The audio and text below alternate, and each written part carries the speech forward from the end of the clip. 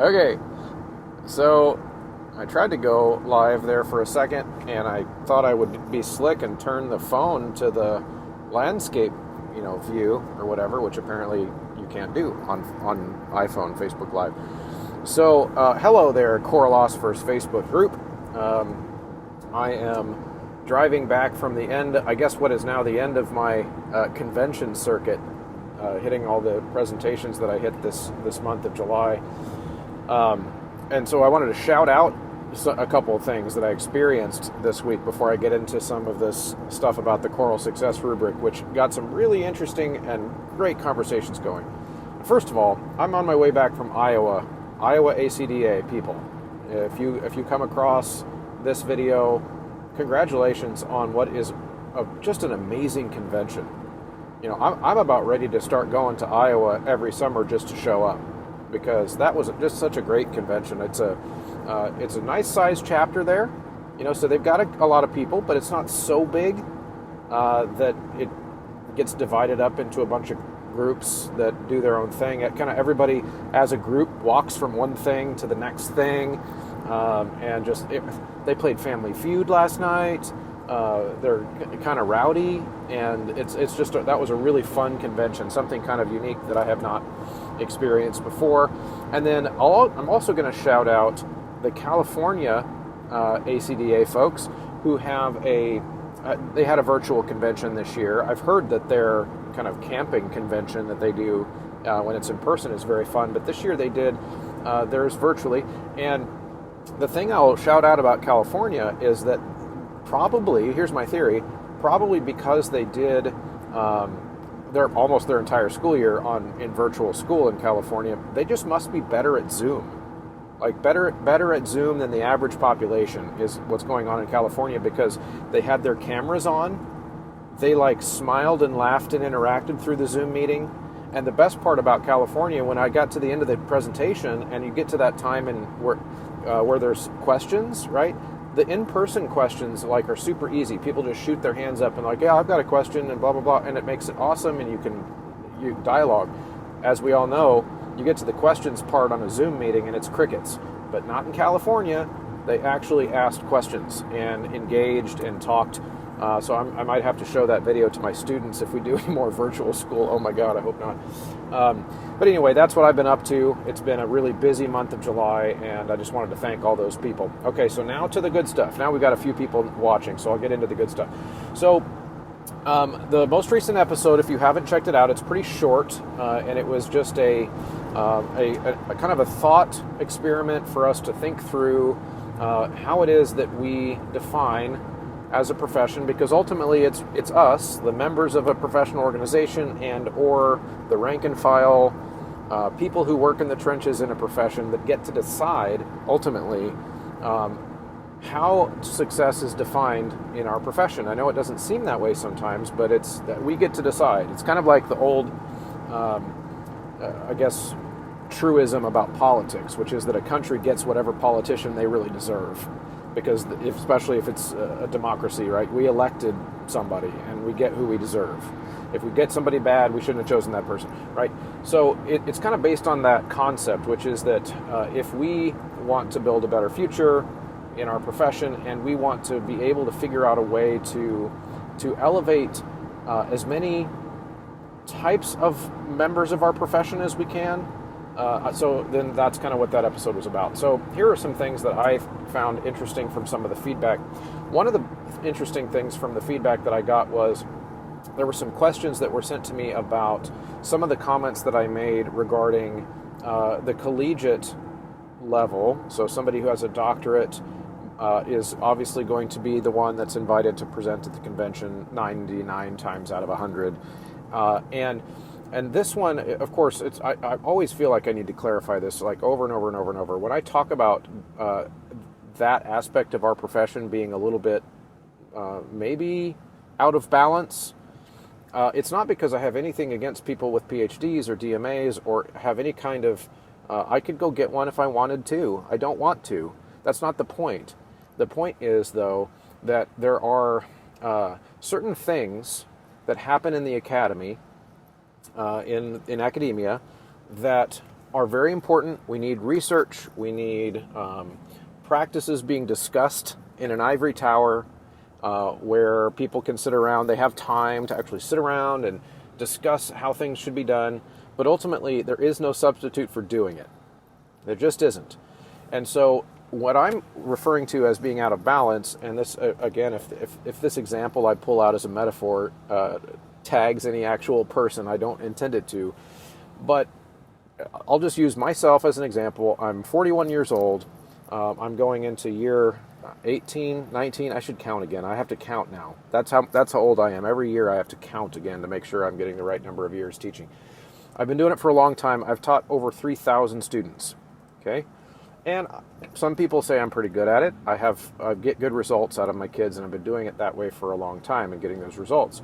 So in some sense, I would accept that I am an expert at teaching high school choir. Okay? If I am a 28-year-old DMA who went straight from college to master's to doctorate and is now teaching music education courses, I'm going to go ahead and submit that because that person has a DMA or a PhD, they are not as much of an expert as I am on teaching high school choir and choral methods and methods classes. Okay, but what we've done in our world is we've kind of flipped that, where experience means very little unless you have the piece of paper. Right? It's piece of paper first, then the experience. And so what that does, of course, is we all see that growing up. We see who gets to be elevated in the profession. We see who gets to be the ones at the convention giving a speech or whatever, and we see, well, they've got to have that piece of paper, right? That's how you get respect. And so I'm not suggesting at all that those people don't deserve respect, but that there are other forms of expertise. Right? So I would love it to go to conventions and see more presentations being given by experienced, seasoned middle school choir teachers. Okay? Middle school choir teachers who have had success over long periods of time, where their choirs have sounded really good, especially for that age group, right? So I want to hear the presentation by the guy or gal at the conference whose kids don't sound like middle schoolers. They sound like, really? 8th grade? Those are 8th graders? Right? And I want that person to have done that consistently for years and years. And I don't care if it's a bachelor's degree person. Because if that person has figured out some way to get kids that age to sound that good, I want to hear from them at a convention, and I want to hear about what they're doing. And I want to hear about it at a national convention. Because what is more valuable to a middle school teacher, and I'm using middle school as an example here because that's I hear this all the time for people. That's the one where there's like the least resources available to them. Because they're not quite elementary school choirs and their voices are changing, and that makes it tricky to talk about. But at the same time, they're smart enough to do some more advanced music, so they fall in this like weird middle category, right? So that's one of many examples. Or an elementary school choir. I talked about that. Yes, Maurice said, and people who are passionate about middle school. That's a good point, because how often do we hear, I teach middle school, but I'm going to try to until I can move up. Right? That is a trigger phrase for me. Is until I can move up. Move up where? What is up?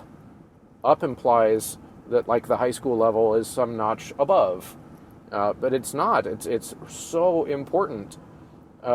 I'm a successful high school choir teacher because my middle school feeders have given me kids that are excited to sing. In years that has not happened, I struggle to do my job. Right? So there is no up. It's up in the sense of age, I guess. I mean, you could say it's up in that sense, but we don't tend to use it that way. We tend to think of it because we've been programmed from a young age that the elementary school teacher is at the bottom of the list in the choir world, and the middle school teacher is slightly above that because they can do SATB, obviously, which makes them more valuable. And then the high school is above that, and then eventually, if we would like to be able to walk on water, we teach college. Okay, and it's just it just doesn't need to continue to be that way, Right? It doesn't need to continue to be that way. And so my episode that I did was to think about a rubric for me, and I laid out those 5 points. Those 5 points that I laid out in that exercise, that in my mental exercise there, could be applied to any choir director at any level. According to my rubric, could be considered to be an elite master teacher. And what if our professional organizations were to reflect that ethos? Right? What if we were to figure out a way to institutionalize that? So I can think of some examples of where, we tend to, in our professional organizations, we elevate. This is a completely different little tangent, but we tend to elevate also based on who is doing the most volunteering of work for the organization, right?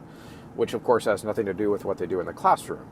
And that's another way that we get elevated, and of course we keep our membership dues down. I'm not knocking the practice of volunteering, but these are all kinds of ways that are tangential and outside of excellence in a teaching setting. And what I'm feeling like we need to be doing is incentivizing, especially the next generation of teachers, incentivizing them to become excellent. To become absolutely excellent on those 5 points. The music that they make matters. Their own musicianship matters. But if no one's recognizing us for building those skills in any kind of a formal way, through some kind of an award at ACDA convention or some kind of a presentation opportunity, or hey, I notice you've been doing middle school choir or elementary school choir so well for the last 8 or 9 years. Come explain to us how you do that. Without those types of incentives built in, then it's very, very hard for people to see that that's the goal. So I'm gonna look through some of these comments here. Maurice said, best thing that ever happened to me was getting to also. Don't worry, guys. I am driving, but I'm stuck in traffic right now, so I'm stopped. I was getting to also teach 3rd to 5th grade, yes, through our Gateway program. Now I've done 3rd to 12th grade, and it's so intriguing to see the stages of development and the progression of these young singers. Yeah, absolutely. When I was student teaching, I had this really snobby, elitist attitude that I'm now criticizing, which is that I want to teach high school. It's high school or nothing. And I actually had a plan back then, was that if I don't get that high school job, I'm going to work for my dad, because he has a sales staff, and I could have gotten a job for him, making 6 figures right out of college if I'd wanted it. But that was my plan. It was high school or work for my dad. But then I did an elementary school student teaching, and that completely changed my perspective. Just like Maurice said, I enjoyed that. Like, I still wanted high school, but I did completely change my attitude in thinking, if this was a job that was available, I could get so much joy out of this. That's really good. And then Matt says, I'm afraid that many of our professional organizations sadly don't feel the same as you do, and you're right. And I think that part of that has to do with the idea that because we have grown up with this system in place of you've got to get the degree first, and once you get the degree, then you will earn respect, and then once you earn respect, you have the opportunity to shape the conversation and steer the ship of the professional organizations, right? And that's a really hard thing to unentrench. In fact, man, I would say probably 90% of the criticisms that have come to me for the show that I do has been from collegiate people. And the vibe that I get is related to whether or not I've earned the right within the profession to have the conversations that I'm having. That's the distinct impression that keeps coming back. And that kind of, I think, speaks to that, because I haven't gone through the proper channels. I have not gone through I haven't put my dues, my time in order to be able to have these conversations, and I think it's because of that hierarchy. We've got that hierarchy, and I don't fit. Brian says, if not for the impact of my middle school and elementary school teachers, my high school collegiate teachers would never have... Oh, now traffic's picking up there. Have had me. Yes, exactly. Right. So, yeah, that... And that's, again, if we want to have elementary school and middle school teachers who, like Maurice said, are passionate about what they're doing with the level that they have, in higher numbers, because of course they're out there. There are passionate middle school teachers and there are passionate elementary school choir people. But as we've discussed, there is a lot of, well, I'm just biding my time until I can get that higher level job, right? And that I do talk to a lot of undergrad musicians, music majors about this too, where they already feel that. Like they're working towards that high school job because they just can't see themselves being fulfilled, right? So if we want to change that culture for the next generation, where there are more, but like I really want to do that 5th to 6th grade choir, like that's where I see myself shining. Well, then we have to give them opportunities to shine, because ultimately public recognition matters for people. It matters. If I'm never being recognized in public for what I'm doing, then it's really, really hard for me to see my own self-worth. And I know we all preach that we have to just look inside yourself, just look inside yourself for self-worth. That's all you need. No, it's not. We're social animals. We are social animals, and we need to have that feedback and that validation from other people, and that's okay. But now, as choir people, we need to figure out ways, right? Ways to elevate that. And so, one of the things that I think is really important with this conversation is just that we're having the conversation, encouraging people to, within our own little local worlds, right?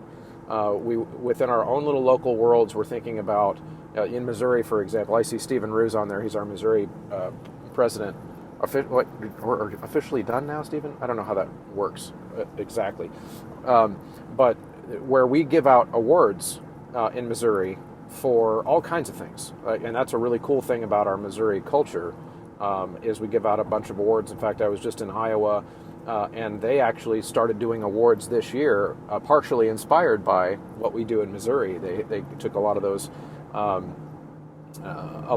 categories that we use. But that's just a start. That's kind of the once a year stand up and we clap. But what I mean by, when I talk about wanting to validate people that are at the elementary school level, that are at the middle school level, is figuring out ways for them to feel like the expert in the room. That's really my point. And I've kind of rambled, but that's really my point, is not just giving them an award for being the best elementary school person of the district for the year or whatever, because they can put that on their mantle and I'm sure that'll feel nice for them. But ultimately it's about figuring out ways to make them feel like the expert in the room.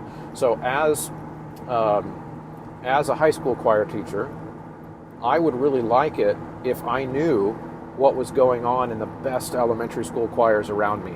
And I would like it if I were to show up at a convention in a session designed for people like me, from some master technician who's working with elementary school voices, so I can see how the sausage is made, right? Because I am not an expert at teaching elementary school voices. I've never done it, except for that one semester of student teaching. I am not an expert. Yet I would be more likely, in fact I've done it before, to be hired to go be a clinician for a choir of 7th or 6th, 7th, and 8th graders, because I teach high school and I have a master's degree. I am probably less qualified to go do that honor choir than many of the teachers that are working with them. Okay, so I think that's kind of where my mind is with this topic right now, where I would love to challenge us to be thinking about, it's okay for you to hire for your local honor choir somebody who doesn't have a doctorate. Sorry, collegiate people, I'm not trying to crowd in on your stuff, but I think this is something we need to rope our mind around and work our way through, and maybe think about rewarding the expertise for where it really is. Different kinds of expertise. I saw that comment go through the thread too. That's good. And it's expertise, like Matt said, expertise on paper, right? I think that there is no way, ultimately, and I'll conclude with this, I think, which is that there is no way to gain expertise as a student in a classroom. You can't be a student you can't be an expert by getting a degree. Getting a degree is simply a step, like a starter block in a race. I'll be my Olympic tie-in here. It's a starting block at the beginning of the race. You might choose to get that bachelor's degree and use that one starting block, or that master's degree. That's just another starting block. And then that PhD is still a starting block, because everything you're learning is theory. It's all theory until you go out in the classroom with actual live human children and start doing it and figuring out what works and what you thought would work while pretending to teach college students. Right? It's just a totally different thing. And so I would love to see those people propped up. And I'm going to, since I'm driving, I'm going to stop now and go back through some of your comments and respond when it's safe to do so. Thanks, everybody.